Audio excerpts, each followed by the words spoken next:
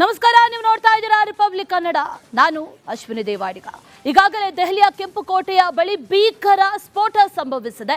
ಈ ಸ್ಫೋಟದ ನಂತರದಲ್ಲಿ ತನಿಖೆಗಳು ಒಂದು ಕಡೆಯಿಂದ ನಡೀತಾ ಇರೋದು, ಅದರ ಜೊತೆಯಲ್ಲಿ ಇದಕ್ಕೆ ಯಾವ ಲಿಂಕ್ ಇದೆ, ಭಯೋತ್ಪಾದಕ ಲಿಂಕ್ ಇದೆಯಾ, ಉಗ್ರ ಚಟುವಟಿಕೆಗಳ ಲಿಂಕ್ ಇದೆಯಾ ಅನ್ನುವಂಥ ನಿಟ್ಟಿನಲ್ಲಿ ಒಂದಷ್ಟು ತನಿಖೆಗಳಾಗ್ತಾ ಇದೆ. ಅಟ್ ದ ಸೇಮ್ ಟೈಮ್ ದೇಶಾದ್ಯಂತ ಹೈ ಅಲರ್ಟ್ ಕೂಡ ಇದ್ದಾರೆ ಪೊಲೀಸರು. ಬೆಂಗಳೂರಿನ ಪ್ರಮುಖ ಸ್ಥಳಗಳಲ್ಲೂ ಕೂಡ ಕಟ್ಟೆಚ್ಚರ ವಹಿಸಿದ್ದಾರೆ.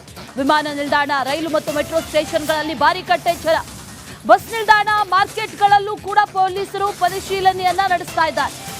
ಮೆಜೆಸ್ಟಿಕ್ನಲ್ಲಿ ಪರಿಶೀಲನೆ ನಡೆಸಿದ್ದಾರೆ ಪೊಲೀಸರು. ಈಗ ದೆಹಲಿಯಲ್ಲಿ ಬ್ಲಾಸ್ಟ್ ಆಗಿದೆ, ಆ ನಂತರದಲ್ಲಿ ದೇಶಾದ್ಯಂತ ಸೆಕ್ಯೂರಿಟಿ ಟೈಟ್ ಮಾಡಿದ್ದಾರೆ. ಯಾವುದೇ ರೀತಿಯ ಅಹಿತಕರ ಘಟನೆಗಳು ನಡೀಬಾರದು ಅಥವಾ ಇನ್ನಿತರ ಆಕ್ಟಿವಿಟೀಸ್ ಬೇರೆ ಕಡೆಗಳಲ್ಲಿ ನಡೆಯುವಂಥದ್ದಾದ್ರೆ ಅಥವಾ ಪ್ರಮುಖ ಸ್ಥಳಗಳಲ್ಲಿ ಏನಾದರೂ ಪ್ಲಾನ್ ಮಾಡಿದ್ದೆ ಆದಲ್ಲಿ ಅದನ್ನು ನಿಷ್ಕ್ರಿಯಗೊಳಿಸುವಂಥ ನಿಟ್ಟಿನಲ್ಲೂ ಕೂಡ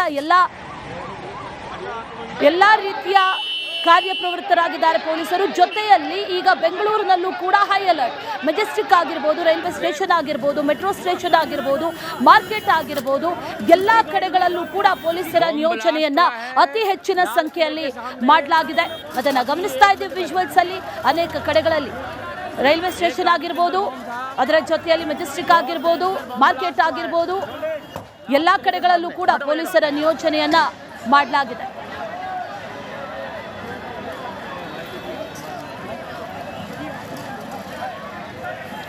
ಇದೇ ವಿಚಾರಕ್ಕೆ ಸಂಬಂಧಪಟ್ಟಂತೆ ಮತ್ತಷ್ಟು ಡೀಟೇಲ್ಸ್ ಅನ್ನ ಕೊಡ್ತಾ ಹೋಗ್ತಾರೆ ನಮ್ಮ ಪ್ರತಿನಿಧಿ ಅರವಿಂದ್. ನೇರ ಸಂಪರ್ಕದಲ್ಲಿ ಜಾಯಿನ್ ಆಗ್ತಾ ಇದ್ದಾರೆ. ಅರವಿಂದ್, ಈಗಾಗಲೇ ಸ್ಫೋಟ ಸಂಭವಿಸಿದೆ, ಅದರ ನಂತರದಲ್ಲಿ ಯಾವುದೇ ರೀತಿಯ ಅಹಿತಕರ ಘಟನೆಗಳು ನಡೀಬಾರದು ಅನ್ನುವಂಥ ನಿಟ್ಟಿನಲ್ಲಿ ಈಗ ಟೈಟ್ ಸೆಕ್ಯೂರಿಟಿ. ಈಗ ನೀವೆಲ್ಲಿದ್ದೀರಿ, ಅಲ್ಲಿ ಯಾವ ರೀತಿಯ ಭದ್ರತೆಯನ್ನು ವಹಿಸಲಾಗಿದೆ, ಡೀಟೇಲ್ಸ್ ಅನ್ನ ಕೊಡ್ತಾ ಹೋಗೋದಾದ್ರೆ ಅರವಿಂದ್.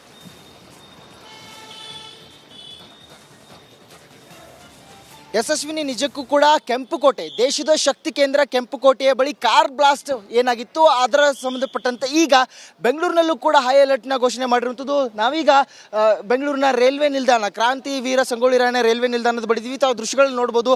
ಹೈ ಅಲರ್ಟ್ನ ಘೋಷಣೆ ಮಾಡಲಾಗಿದೆ. ನಗರ ಪೊಲೀಸ್ ಆಯುಕ್ತರಿಂದ ಎಲ್ಲ ವಿಭಾಗದ DCPಗಳಿಗೆ ಹಾಗೆ ಠಾಣಾ ವ್ಯಾಪ್ತಿಯ ಪೊಲೀಸ್ ಇನ್ಸ್ಪೆಕ್ಟರ್ ಜೊತೆಗೆ ACPಗಳಿಗೆ ಗಸ್ತು ತಿರುಗಲು ಸೂಚನೆ ನೀಡಲಾಗಿತ್ತು.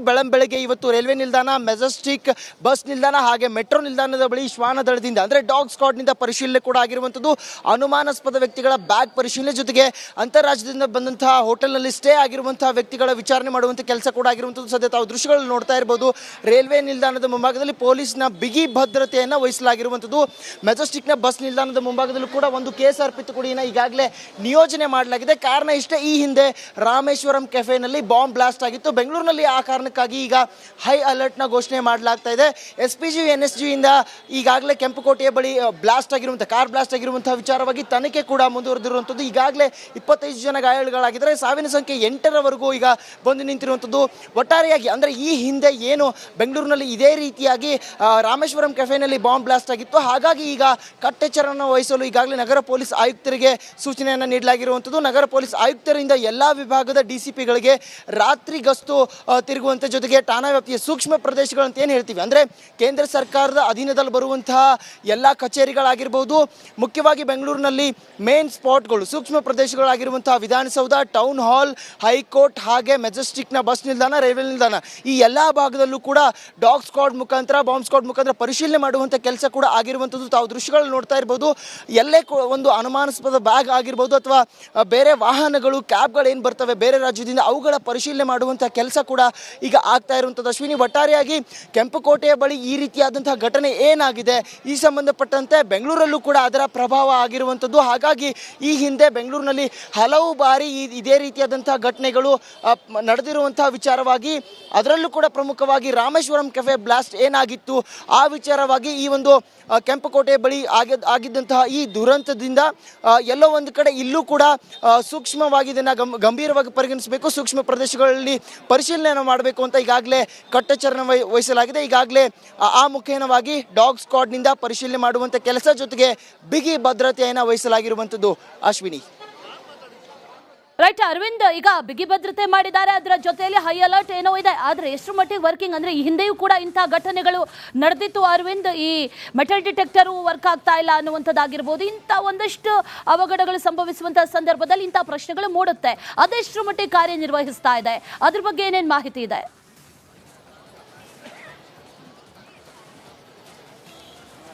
ಖಂಡಿತ ಅಶ್ವಿನಿ, ಈ ಹಿಂದೆ ರಿಪಬ್ಲಿಕ್ ಕನ್ನಡ ಕೂಡ ಇದೇ ವಿಚಾರವಾಗಿ ಒಂದು ವರದಿಯನ್ನು ಕೂಡ ಮಾಡಿತ್ತು. ಅಂದರೆ ರೈಲ್ವೆ ನಿಲ್ದಾಣದಿಂದ ಒಳಗಡೆ ಹೋಗಬೇಕಾದ್ರೆ ಮೆಟಲ್ ಡಿಟೆಕ್ಟರ್ ಮುಖಾಂತರ ತಪಾಸಣೆ ಮಾಡಲಾಗುತ್ತೆ.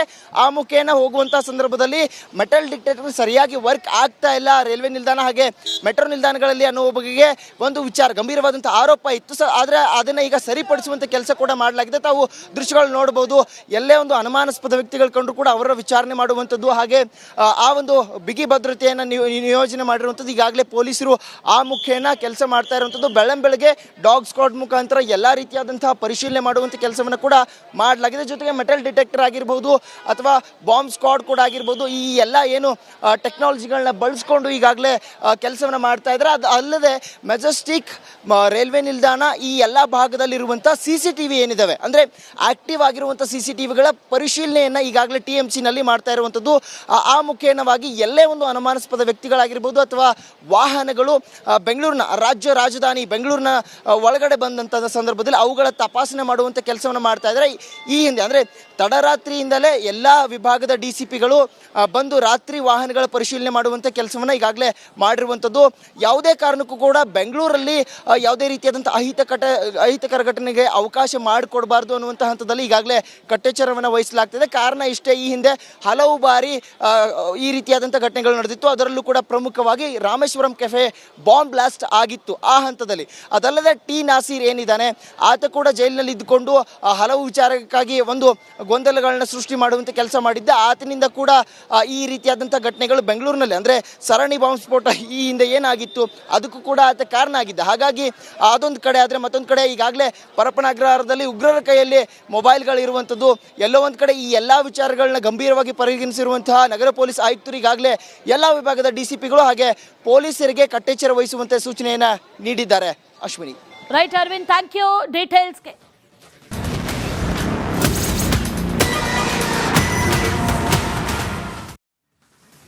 ನಮಸ್ಕಾರ, ನೀವು ನೋಡ್ತಾ ಇದ್ದೀರಾ ರಿಪಬ್ಲಿಕ್ ಕನ್ನಡ. ನಾನು ಅಶ್ವಿನಿ ದೇವಾಡಿಗ. ಈಗಾಗಲೇ ದೆಹಲಿಯ ಕೆಂಪುಕೋಟೆಯ ಬಳಿ ಭೀಕರ ಸ್ಫೋಟ ಸಂಭವಿಸಿದೆ. ಈ ಸ್ಫೋಟದ ನಂತರದಲ್ಲಿ ತನಿಖೆಗಳು ಒಂದು ಕಡೆಯಿಂದ ನಡೀತಾ ಇರೋದು, ಅದರ ಜೊತೆಯಲ್ಲಿ ಇದಕ್ಕೆ ಯಾವ್ಯಾವ ಲಿಂಕ್ ಇದೆ, ಭಯೋತ್ಪಾದಕ ಲಿಂಕ್ ಇದೆಯಾ, ಉಗ್ರ ಚಟುವಟಿಕೆಗಳ ಲಿಂಕ್ ಇದೆಯಾ ಅನ್ನುವಂಥ ನಿಟ್ಟಿನಲ್ಲಿ ಒಂದಷ್ಟು ತನಿಖೆಗಳಾಗ್ತಾ ಇದೆ. ಅಟ್ ದ ಸೇಮ್ ಟೈಮ್ ದೇಶಾದ್ಯಂತ ಹೈ ಅಲರ್ಟ್ ಕೂಡ ಇದ್ದಾರೆ ಪೊಲೀಸರು. ಬೆಂಗಳೂರಿನ ಪ್ರಮುಖ ಸ್ಥಳಗಳಲ್ಲೂ ಕೂಡ ಕಟ್ಟೆಚ್ಚರ ವಹಿಸಿದ್ದಾರೆ. ವಿಮಾನ ನಿಲ್ದಾಣ, ರೈಲು ಮತ್ತು ಮೆಟ್ರೋ ಸ್ಟೇಷನ್ಗಳಲ್ಲಿ ಭಾರಿ ಕಟ್ಟೆಚ್ಚರ. ಬಸ್ ನಿಲ್ದಾಣ, ಮಾರ್ಕೆಟ್ಗಳಲ್ಲೂ ಕೂಡ ಪೊಲೀಸರು ಪರಿಶೀಲನೆಯನ್ನ ನಡೆಸ್ತಾ ಇದ್ದಾರೆ. ಮೆಜೆಸ್ಟಿಕ್ನಲ್ಲಿ ಪರಿಶೀಲನೆ ನಡೆಸಿದ್ದಾರೆ ಪೊಲೀಸರು. ಈಗ ದೆಹಲಿಯಲ್ಲಿ ಬ್ಲಾಸ್ಟ್ ಆಗಿದೆ, ಆ ನಂತರದಲ್ಲಿ ದೇಶಾದ್ಯಂತ ಸೆಕ್ಯೂರಿಟಿ ಟೈಟ್ ಮಾಡಿದ್ದಾರೆ. ಯಾವುದೇ ರೀತಿ ಅಹಿತಕರ ಘಟನೆಗಳು ನಡೀಬಾರ್ದು ಅಥವಾ ಇನ್ನಿತರ ಆಕ್ಟಿವಿಟೀಸ್ ಬೇರೆ ಕಡೆಗಳಲ್ಲಿ ನಡೆಯುವಂಥದ್ದಾದರೆ ಅಥವಾ ಪ್ರಮುಖ ಸ್ಥಳಗಳಲ್ಲಿ ಏನಾದರೂ ಪ್ಲಾನ್ ಮಾಡಿದ್ದೆ ಅದನ್ನು ನಿಷ್ಕ್ರಿಯಗೊಳಿಸುವಂಥ ನಿಟ್ಟಿನಲ್ಲೂ ಕೂಡ ಎಲ್ಲ